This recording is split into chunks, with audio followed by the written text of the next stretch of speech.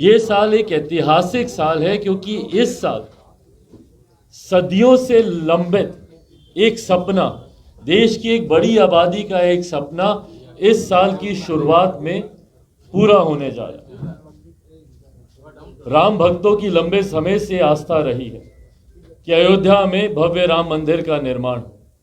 अफसोस इस बात का रहा कि इस विषय को लेकर दशकों से सिर्फ और सिर्फ इसके ऊपर राजनीति होती रही, जो कि नहीं होनी चाहिए थी। राम मंदिर को हर चुनाव में सिर्फ मुद्दा बनाया गया। राम मंदिर निर्माण को लेकर तरह तरह की बातें कही गई, पर हकीकत है कि इसको लेकर सांप्रदायिकता तो खूब फैलाई गई, पर कभी भी इसके निर्माण को लेकर कोई ठोस कदम नहीं उठाया गया। पर आज जब ठोस कदम उठा लिया गया है और न सिर्फ मंदिर का निर्माण कार्य पूरा है, बल्कि आगामी 22 तारीख को देश के प्रधानमंत्री जी के द्वारा उसका उद्घाटन किया जा रहा है। रामलला की मूर्ति की वहाँ पे स्थापना की जा रही है, प्राण प्रतिष्ठा उसकी की जा रही है। इसको भी लेकर अब अलग अलग तरीके की राजनीति हुई। एक लंबा समय तो पहले इसके निर्माण को लेकर राजनीति हुई, अब इसके उद्घाटन को लेकर राजनीति हो रही है।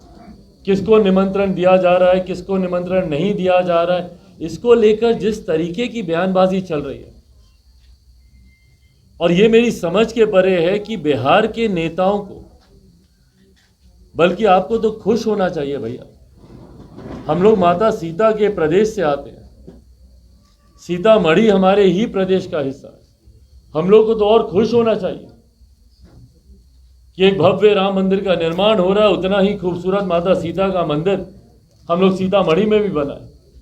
पर जिस तरीके से बयानबाजी होती है और सनातन को आए दिन टारगेट करना जो एक फैशन बनता जा रहा है, और जिसमें प्रमुख भूमिका तमाम इंडिया अलायंस के घटक दल निभाते हैं, ये हम लोग की समझ के परे। कभी सनातन धर्म को डेंगू मलेरिया जैसी बीमारियों के साथ जोड़कर उसके खात्मे की बात की जाती है साउथ की पार्टियों के द्वारा, उस पर इंडिया अलायंस के तमाम घटक दल खामोश रहते हैं। और हद तो तब पार हो जाती है जब बिहार के ही क्षेत्रीय दल के नेता और इनके मंत्री एक के बाद एक विवादित बयान देते हैं। इनके शिक्षा मंत्री, जिनका काम शिक्षा विभाग को बेहतर करना है, वो कुछ समय पहले कहते हैं कि भैया रामचरितमानस नफरत फैलाने वाला ग्रंथ है, इसको जला देना चाहिए। कल वो कहते हैं कि मंदिर गुलामी का रास्ता है, जबकि हकीकत है कि पूर्णता, और मैं सिर्फ हिंदू धर्म की ही बात नहीं कर रहा, मुसलमान हो, सिख हो, ईसाई हो, जैन हो, क्रिश्चियन हो, बुद्धिस्ट हो, कोई भी धर्म हो, ये सिर्फ और सिर्फ व्यक्तिगत आस्था का विषय है। ये मेरे और मेरे भगवान के बीच की बात है। ये एक व्यक्ति और उसके आराध्य के बीच की बात है। इसमें किसी राजनीतिक दल, किसी राजनेता का इसमें क्या लेना देना भैया? और क्या बिहार के शिक्षा मंत्री और इन नेताओं को, इन महागठबंधन के लोगों ने सिर्फ इस तरीके की बातें कहने के लिए रखा है? क्या असर पड़ेगा आने वाली पीढ़ी पर इसका? देश ने एक लंबा दौर देखा है जहां पे सांप्रदायिकता की आग लगाकर देश को जलाने का भी काम किया गया। और मैं सिर्फ हिंदू मुस्लिम की बात नहीं कर रहा, मैं सिख दंगों की भी बात कर रहा हूं, मैं विभिन्न और दंगों की भी बात कर रहा हूं। उससे क्या हासिल हुआ किसी को? क्या देश का इंफ्रास्ट्रक्चर उससे बढ़ गया? क्या देश की इकोनॉमी उससे बेहतर हो गई? क्या देश हमारा विकसित देशों की श्रेणी में आकर खड़ा हो गया? किसी को क्या हासिल होता है इस बंटवारे की राजनीति से? और ऐसे में जब एक प्रदेश का मंत्री इस तरीके के बयान देते हैं, क्या ऐसे मंत्री को ऐसे पद पे रहना चाहिए? और वो भी शिक्षा मंत्री, जिनकी जिम्मेदारी अपने शिक्षा विभाग को बेहतर करने की। हम सब बिहारी दिल पर हाथ रखकर बोलें कि 19 साल से ये प्रदेश के मुख्यमंत्री हैं, लंबे समय से जिस दल के ये नेता हैं, जिस दल से ये मंत्री बने हुए हैं, लंबे समय से उस दल को भी प्रदेश का नेतृत्व करने का मौका मिला, राष्ट्रीय जनता दल को। क्या बिहार विकसित राज्य बन गया? क्या इन लोगों ने शिक्षा में तमाम जरूरी सुधार इन लोगों ने कर दिए?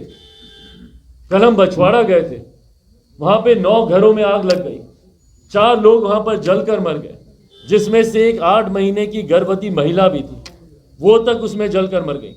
इन मंत्रियों के पास उतनी फुर्सत तो है नहीं कि ये लोग वहां पर जाएं, उन पीड़ित परिवारों से जाकर मिले।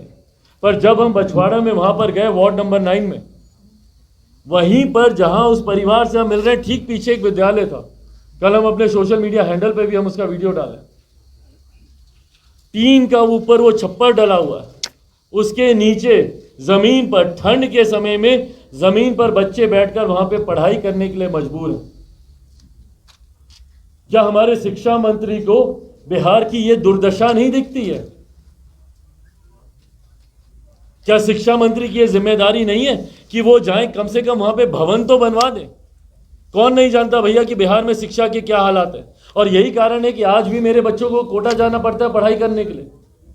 अगर बिहार में अगर ये व्यवस्था होती तो क्यों मेरे बच्चे बाहर जाते पढ़ाई करने के लिए, क्यों दूसरे प्रदेशों में जाते कॉलेज या हायर एजुकेशन के लिए। बिहार नालंदा यूनिवर्सिटी जिसपे हम लोग फक्र गर्व करते नहीं थकते थे, आज भी G20 देशों का समिट होता है, तमाम देशों के राष्ट्रीय अध्यक्ष आते हैं तो हमारे प्रधानमंत्री उनके साथ तस्वीर नालंदा यूनिवर्सिटी के बैकड्रॉप के सामने खिंचवाते हैं। और उस राज्य में शिक्षा व्यवस्था ये है और ये शिक्षा मंत्री अपना ही ज्ञान दे रहे हैं। इतना ही ज्ञान इनके पास है तो किसी दूसरे धर्म के जाके धर्मगुरु क्यों नहीं बन जाते।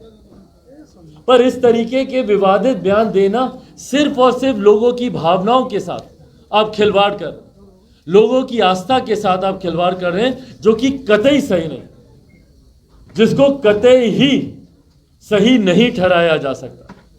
और इस आपत्ति को दर्ज कराना जरूरी है। और जो लोग इनका साथ देते हैं, लोगों के पेट में पता नहीं किस बात का दर्द उठा हुआ है भैया। राम मंदिर निर्माण को लेकर अलग अलग बौखलाहट आ रही है। कोई बोलता है किसी की शादी, किसी के बाप का श्राद्ध थोड़ी हो रहा है कि हम लोग वहां पर जाएंगे। कोई बोलते हैं कि अस्पतालों की जरूरत है। भाई बिल्कुल सही बोलते हैं, अस्पतालों की जरूरत। लोक जनशक्ति party Ramvilas Chirag Paswan Bihar first, Bihari first सबसे पहले कहता है कि अस्पतालों की जरूरत है देश को, पर देश से ज्यादा बिहार को जरूरत है अस्पतालों की। बिहार के अस्पतालों के हालात जाकर देखिए। शिक्षा की तो बात हम लोगों ने की, जाकर देखिए अस्पतालों में। बिहार के गांव में जाकर देख लीजिए। आप सब जिस जिस गांव से आते हैं, आप में से अधिकांशों के गांव में हम गए हों, अपने ही गांव में आप देख लीजिए क्या हालात हैं वहां पे अस्पतालों के। उपकरण तक नहीं है। कितने अस्पताल तो ऐसे जहां पे बीपी तक जांचने की मशीन नहीं है, एक थर्मोमीटर आपको नहीं मिलेगा।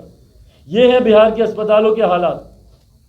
इनको अयोध्या में इनको याद आ रहा है भैया कि अस्पताल बनना नहीं चाहिए। उत्तर प्रदेश की सरकार है भैया, वहां के मुख्यमंत्री हैं योगी आदित्यनाथ जी, जो कि अच्छा कार्य कर रहे हैं। पर बिहार में बताइए ना, बिहार में है क्या ऐसे अस्पताल जिसपे हम लोग कर सके? बिहार में है ऐसी शिक्षा व्यवस्था जिसपे हम लोग कर सके? और उस पे इस तरीके के विवादित बयानों पे बयान, एक के बाद एक इस तरीके के बयान देने का ये लोग काम कर रहे हैं। जबकि आज की तारीख में जिम्मेदारी इनकी बिहार में बढ़ते अपराध को रोकने की होनी चाहिए। इनकी जिम्मेदारी अपनी जिम्मेदारियों को निभाने की होनी चाहिए थी। कल हम नवादा गए, जहां पे शहीद चंदन, उनके परिवार से हम जाकर मिले। क्या अब मुख्यमंत्री जात पात देखकर शहीदों का भी सम्मान करेंगे? क्या शहीदों के लिए भी उनकी जाति देखी जाएगी, उनका धर्म, उनका मजहब देखा जाएगा?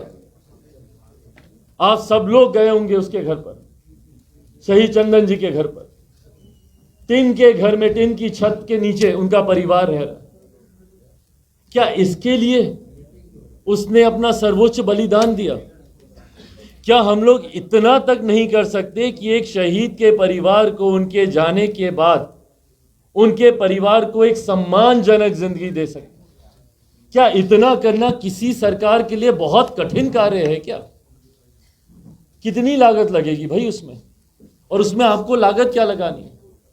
केंद्र सरकार की योजनाएं हैं, उसके तहत भी आप प्राथमिकता के आधार पर प्रधानमंत्री आवास योजना के तहत भी आप कर सकते हैं। डीएम से हम बात किया, डीएम बोलते हैं इसके लिए कोई योजना नहीं है हमारे पास। क्या सरकार एक शहादत को सम्मान देने के लिए भी योजना का इंतजार करेगी? हम लोग इतना नीचे गिर गए हैं। उनके बूढ़े पिता हैं, उनको नहीं पता कि आने वाले दिनों में उनका रहन सहन, गुजर बसर कैसे होगा, नहीं पता। कितना मुश्किल है उनके परिवार में से किसी एक आश्रित को सरकारी नौकरी देना। 10 लाख नौकरी देंगे तो फलाना देंगे, ढिमकाना देंगे। एक शहीद परिवार के सदस्य को आप नौकरी नहीं दे पा रहे। उसका आप घर बनवा कर आप नहीं दे पा रहे। भाई हम लोग तो कर रहे हैं, इससे पहले कि आप लोग ये सवाल करें, हम लोग कर रहे हैं, जितनी आर्थिक मदद है वो भी हम करके आए। आने वाले दिनों में उनके घर के निर्माण को लेकर भी जितना खर्चा लगेगा वो भी हम लोग करेंगे, पर हमारी सीमाएं हैं। पर सरकार के पास तो ऐसी सीमाएं नहीं है ना, वो तो चाहे तो बहुत बेहतर व्यवस्था उनके लिए कर सकते, पर ये सोच नहीं है, ये नीयत नहीं है। अभी मेरे मुख्यमंत्री को बोल दीजिए भैया कि इंडिया अलायंस की एक बैठक है, संभवतः आपको संयोजक बनाया जाएगा, नंगे पांव दौड़े हुए जाएंगे उस बैठक के। देश क्या दुनिया के किसी कोने में वो बैठक बुला लीजिए, जूम ऐप नहीं चलाना आता होगा तब भी सीखकर वो उस ऐप पे जाकर बैठेगा। ये सोच है मेरे मुख्यमंत्री। पर यहीं से नवादा कितना दूर है भैया, नहीं जाएंगे उनसे मिलने। यहां से बछवाड़ा कितना दूर है, गर्भवती महिला, सोचिए, मतलब वो पीड़ा का आप लोग अंदाजा लगा सकते हैं, 8 महीने की जलकर वो मर जाती है, और उनका परिवार ठंड के इस समय में, मेरे मुख्यमंत्री सर वर सब ढक के निकलते हैं ना जब उनको ठंड लगता है, वो परिवार बिना छत के पिछले 1 हफ्ते से वहां पर सोने के लिए मजबूर है। घर पूरा जल गया है, चूल्हा जल गया है, तो खाना बनाने की व्यवस्था नहीं है। प्रशासन इतना नहीं कर सकता कि 2 वक्त खिचड़ी ही बना के दे दे, दाल चावल ही बनाकर दे दे, नहीं, एक त्रिपाल ही लगा दे वहां पर कि ठंडी हवा से कम बच जाए, नहीं। ये बिहारियों के प्रति मौजूदा सरकार की सोच है, और इन लोगों को चुनाव लड़ना है। भागे हुए जाते हैं इनके घटक दल के नेता सीट बंटवारे को लेकर दिल्ली में चर्चा करने के लिए। दिल्ली में चर्चाएं इनके लिए महत्वपूर्ण है। बिहारी ठंड में जल रहे, ठंड में मर रहे, उनसे इनको फर्क नहीं पड़ता। छोटे छोटे बच्चे ठंड की चपेट में आके मर रहे। कितने रैन बसेरा इनके द्वारा बनाए गए, कितनी जगह इंतजाम इनके द्वारा किए गए। कल ही सोनो में एक छोटा बच्चा मर गया वहां पे ठंड से। क्या व्यवस्था ये लोग कर रहे हैं? और कोई नई बात है क्या? 19 साल के मेरे मुख्यमंत्री को यह नहीं पता, 19 साल में उनकी आयु की बात नहीं कर रहा, उनके मुख्यमंत्री की बात कर रहा हूं। 19 साल से मुख्यमंत्री के पद पर है, क्या 19 साल के मुख्यमंत्री को यह नहीं पता कि ठंड का मौसम कब है, बरसात का मौसम कब है, लू कब चलेगी, गर्मी कब आएगी? उसके लिए क्यों नहीं पहले से व्यवस्था की जाती है, पहले से इंतजाम किए जाते? And the worst part is that कि आज की तारीख में कोई इस पर चर्चा तक नहीं कर रहा। चर्चा हो रही है तो सिर्फ सीट बंटवारे को लेकर, चर्चा हो रही है तो मेरे मुख्यमंत्री के संयोजक बनने को लेकर, चर्चा हो रही है तो इस बात को लेकर कि खरमास के बाद क्या होगा। क्या 15-16 तारीख को हम लोग कोई नया समीकरण देखने वाले हैं? क्या भीतर भीतर मेरे मुख्यमंत्री, क्योंकि इसके बाद ये सारे पूरक प्रश्न आपके द्वारा आएंगे, मैं पहले ही शुरू कर दूं इन सवालों की जड़ी कि क्या 16 के बाद कोई खेल होने वाला है, क्या मेरे मुख्यमंत्री फिर पाला बदलने वाले हैं? सिर्फ इन बातों को लेकर चर्चा हो रही है। पर आम बिहारी जो आपके मतदाता हैं, जो आपके लिए कल को जाकर वोट करेंगे, वोट बैंक की ही राजनीति अगर आप करते हैं तो कम से कम उस वोट को तो साधने का काम करे मौजूदा सरकार। कम से कम सुख दुख की घड़ी में उनके साथ तो खड़ा होने का काम करे। आए दिन भैया हम लोग बिहार के हर एक जिले, बिहार के हर एक कोने में हम लोग जाने का हम लोग काम करते हैं, और प्रयास यही है कि ज़्यादा से ज़्यादा लोगों तक पहुंचा जाए। प्रयास यही है कि ज़्यादा से ज़्यादा लोगों की समस्या सुनी जाए, और बिहार फर्स्ट, बिहारी फर्स्ट जिस लक्ष्य के साथ हम लोग निकलेंगे उसमें आए दिन उसमें हम लोग संशोधन करते हैं, आए दिन संशोधन करते हैं। आप यकीन नहीं मानिएगा, हमारा बैक ऑफिस हमसे परेशान हो गया कि भैया अभी हम लोग 5000 कॉपी प्रिंट करवाए, फिर आप इसमें 2 चीज़ें जोड़ दें। ये अनुभव है, और ये अनुभव तब आता है जब आप गांव देहातों में जाते हैं। हकीकत है हिंदुस्तान गांव में ही बसता है, और जब तक आप गांव में नहीं जाइएगा, जब तक आप गांव से नहीं जुड़िएगा, आप देश की, आप बिहार की तकलीफों को आप नहीं समझ पाइएगा। और मेरे मुख्यमंत्री एक अनन्य मार्ग से निकलना जरूरी नहीं समझते। आखिरी बार कब गए थे ये किसी दौरे पर, आखिरी बार कब गए थे किसी ऐसे कार्यक्रम में जहां पे ये बिहार आम बिहारियों से मिले, बिना किसी व्हाइट मास्किंग के, बिना गंदगी इनके सामने से छुपाए हुए, बिना सिर्फ उन्हीं लोगों के इनके सामने लाए हुए जो इनके गुणगान की बातें करें। बहरहाल ये मेरे मुख्यमंत्री के कार्यशैली का हिस्सा रहा होगा। आने वाले दिनों में बिहार की जनता इनको जवाब देगी, और ये बात तो तय है भाई। और ये मैं इसलिए नहीं कि एनडीए गठबंधन का हम लोग हिस्सा हैं, ये बात तय है कि आने वाले समय में 2024 में जब लोकसभा के चुनाव होंगे, बिहार में महागठबंधन, हमको नहीं पता इनका इंडिया अलायंस बनेगा कि नहीं बनेगा, पर कम से कम महागठबंधन चलेगा। इतना जरूर तय है कि महागठबंधन एक भी सीट बिहार में नहीं जीत पाएगा।